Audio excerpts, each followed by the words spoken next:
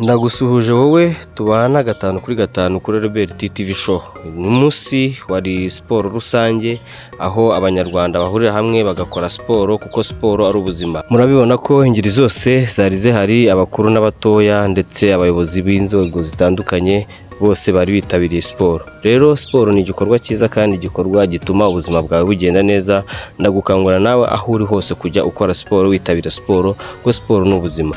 Ngwino dukomeze tubane kandi ukore subscribe ubundi utarayikora, tujye tubana 5/5.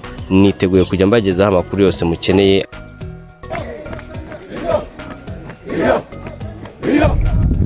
Urubyiruko rero niyo mpamvu twatekereje uyu mwitozo ngororamubiri ugiye ahagaragara, benshi batabizi yuko gakondo yacu ishobora kudufasha kunanura umubiri wawe wose, ni full body. Iyo uri kubyina umukoresha umubiri wose, sibyo? Ni nk'uko waba uri muri pisine.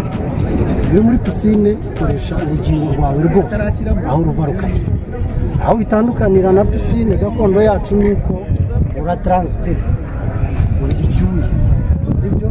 Ikindi ukarura mu mutwe, ntabwo unanirwa bimwe byo kuvuga ngo urataha uvana nk'uko wirirwa ujya muri aerobike, iriya miziki igakomeza kukuzonga mu bwonko.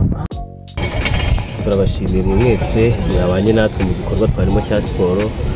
Ni igikorwa cyagenze neza, abaturage mwaga ibiganiro, turabashimiye. Twimakaza umuco nk'uko mugenzi wacu amaze kubivuga, dukunda umuco wacu, umuco gakondo kandi tubisangize n'abandi bose. Murakoze, nakagaruka.